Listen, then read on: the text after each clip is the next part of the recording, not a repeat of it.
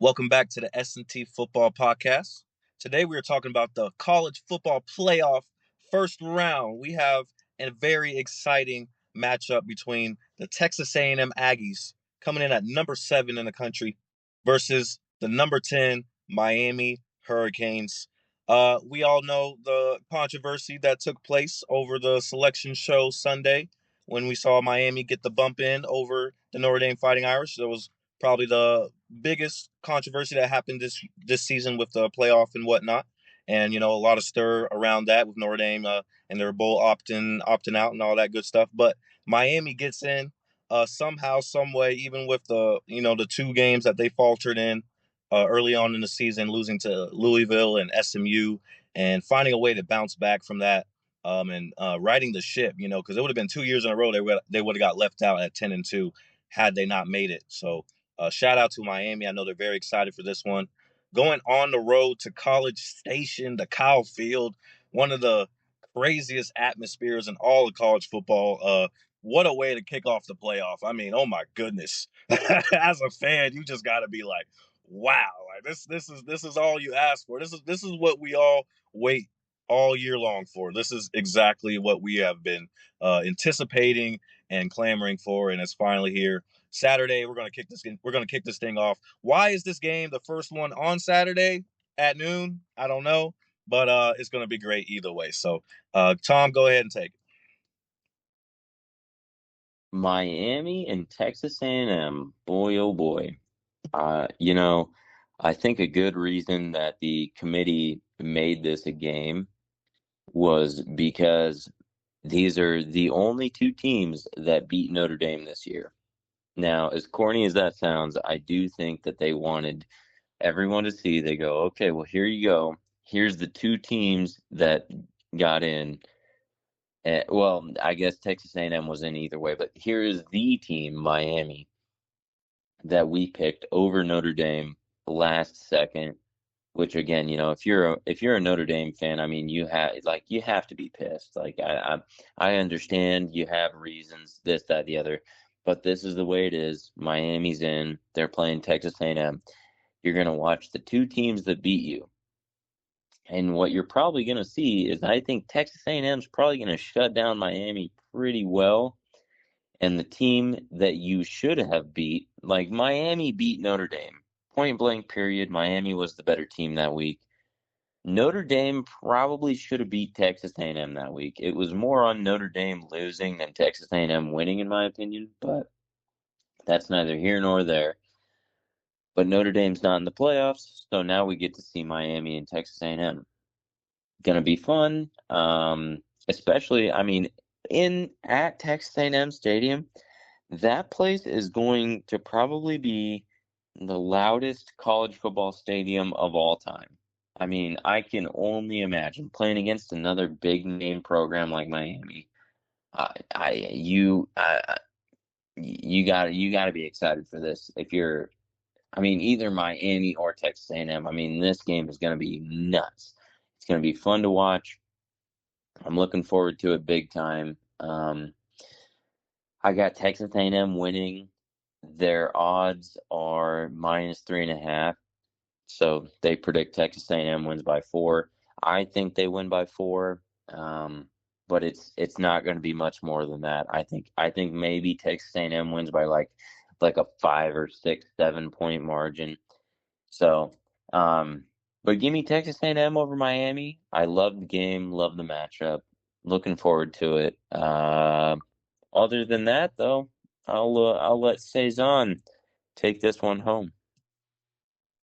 I agree with everything you said there, Tom, and I am just super excited for this matchup right here. We saw these two teams play a couple years back. Miami beat Texas A&M by in a barn burner shootout. I forget what the score was exactly, but Miami went ahead and beat them a couple years ago, and they meet again here. Like you said, they are the only two teams that beat the Irish this season, and seeing them collide is a very interesting storyline in itself, as you talked about. What I'm interested in is the fact that Miami is like they're finally here. Like this is their mountain climb. They've reached the mountaintop. Like this, they have been trying to get to this point year after year after year after year. Going back to the glory days back in the '90s and the early 2000s. With those Miami Hurricane teams that produced so many NFL stars and Hall of Famers and players like that, Hall of Fame coaches, all kind of stuff. And we saw Miami kind of come down as a program. Went through some dark days, through some tough years, in recent seasons. And finally they've been working their way back, and they've finally got back into the championship contender conversation in the last few seasons. But couple years ago, missed out. Had a good year. I think they went like 8-4, 9-3, and just fell short. And then they had Cam Ward last year, as we know, and finished 10-2, and was the first team out basically, and barely missed out after losing to Syracuse in the last game or whatnot. And they just gotten so close, so close. Mario Cristobal, the coach there, he's been there for a few seasons now, and he's probably been like one of the most scrutinized coaches, you would say, in college football. Like just in the past, questionable decisions he's made in big games and play calling and things like that. They've definitely called him out before, and he's felt the pressure being the coach for a such a historic program like Miami is. And finally being able to reach this mountaintop, like this is exactly what he has been working for uh, this entire time, to get Miami back into the playoff, into the championship conversation, and to finally see that Miami's here and they're doing it. Just gotta tip my cap to them. Finally getting back into where they want to be. When it comes to college football. So shout out to them. And Texas A&M. I mean, on the other side, same thing for them. I mean, Texas A&M making their first playoff. Year after year, they keep saying that Texas A&M is gonna finally break through, and they finally got the recruits, and they finally got the money, and the program is finally where it needs to be. And year after year, we see them fall short of that glory. And finally, they're here. They're here just like Miami is. So they're just as fired up about being here. They got one of the best coaches in college football. Got really lucky getting Mike Elko from Duke. Came over from Duke a couple years ago. He had Duke probably in the best years in their program, and they poached him, and it's just worked out so well for them. Marcel Reed at quarterback, of course, has also gotten them to this point. So a shout out to the Aggies as well. Finally getting to this point. And when it comes to this matchup, it's tough because I think this is going to be a really good one. I think it could be really close because I just feel like Miami is going to be like there's no tomorrow if we lose. And we're here. We're finally here. We finally have a shot. And I think they're going to leave it all on the line. So I think this is going to be a really hard team to put away in the Hurricanes. And even with A&M being at home and having the crowd behind them, I think it's going to be a really tough game for Texas A&M, and probably one of the tougher games they've had this year because, as you remember, they basically cakewalked through the season mostly. I mean, they had a couple close games. Of course, the last game against Texas was tough for them, and then they had to come back from 30 points down against South Carolina and whatnot. But other than that, I mean, Texas A&M didn't really have too much of a challenge this season getting to this point. So this is probably going to be one of their harder games they played all year, and I just feel like Miami's going to come and smack them in the mouth. So this is going to be a really good one. But give me A&M to just make it out. I mean, I could see like a game-winning field goal type thing in this one, but something about just being at home in one of the greatest, college football atmospheres in the country, and having that Kyle Field 12th man behind you. I just think it's going to propel the Aggies to victory. So give me the Aggies in this one, but I wouldn't be surprised if Miami pulled off the upset on the road either. So whoever wins this game is going to go up against Ohio State. And I don't think either of these teams are ready for that, because whoever comes out of this one is definitely going to have some bumps and some bruises and some scars. So whoever comes out of this is going to be bloodied and bruised. And I don't think they're going to be ready for Ohio State either way. So it doesn't really matter for me coming next round. I don't think either of these teams have a chance. But for this one, it could go either way for sure. But what you think? Yeah, no, I agree with everything you said right there. I don't think I have anything more to add. And big game for Mr. Carson Beck as well.